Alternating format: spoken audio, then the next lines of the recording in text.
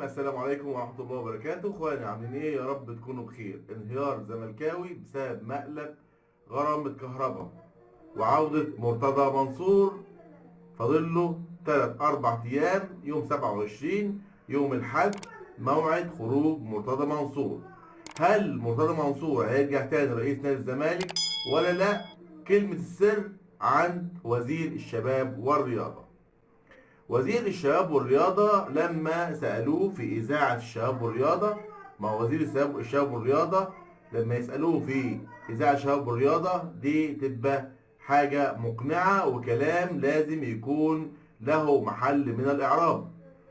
فوزير الشباب والرياضة سألوه في إذاعة الشباب والرياضة وقالوا له: هل يا ترى يا هل ترى بعد ما يعود رئيس نادي الزمالك يطلع من السجن هيكون ليه مكان في رئاسة نادي الزمالك زي ما هو، ولا هيتم عزله من رئاسة نادي الزمالك؟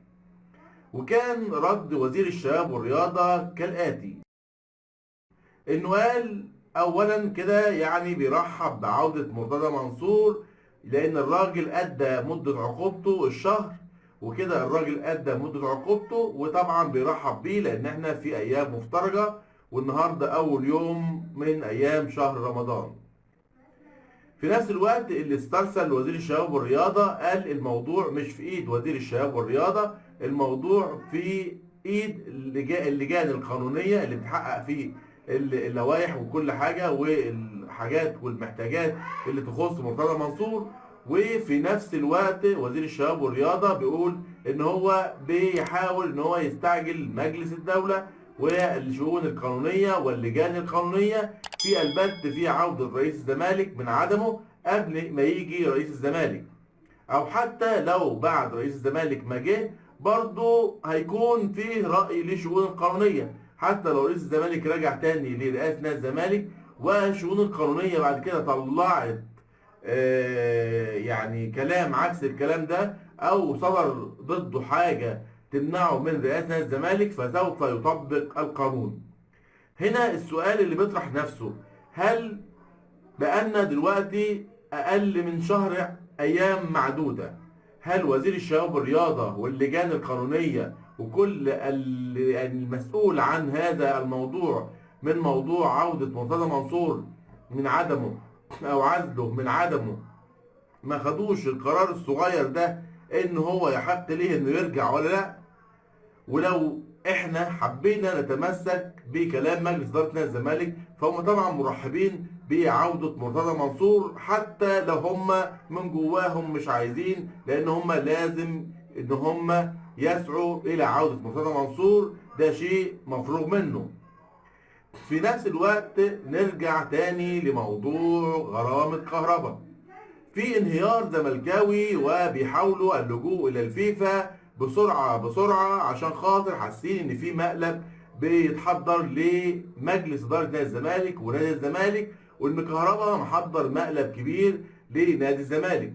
مبدئيا كهربا لما نيجي نتكلم عن موضوع كهربا وازمه كهربا طبعا حاول ان هو يسدد الفلوس تقسيط لكن الزمالك رفض. وبعد ما كهربا عرف وكل الناس عرفت انه لازم يسدد الغرامه كامله، فكهربا قال لك ايه بقى؟ قال لك لا، لازم نعمل فصل. اولا غرامه كهربا خلاص اتلمت، وغرامه كهربا جاهزه مجهزه بمشيئه الله في ان هي هتروح لنادي الزمالك. بس هتروح امتى؟ هتروح في الوقت الضايع في اخر لحظه من الميعاد المحدد لاسترجاع او لدفع الغرامه من جهه كهربا لنادي الزمالك. فعلى طول سريعا حسوا في نادي الزمالك ان في مقلب بيتوضب، فراحوا للفيفا بسرعه عشان خاطر الفيفا في هناك حسابات موجوده في الزمالك، حسابات يعني في ارقام حسابات موجوده لنادي الزمالك في الفيفا يتحط فيها الفلوس الخاصه بالزمالك. والحسابات دي طبعا او الحساب ده محجوز عليه لصالح ممدوح عباس. فلو كهربا دفع الغرامه فالغرامه مش هتروح لنادي الزمالك، هتروح لرئيس نادي الزمالك السابق ممدوح عباس.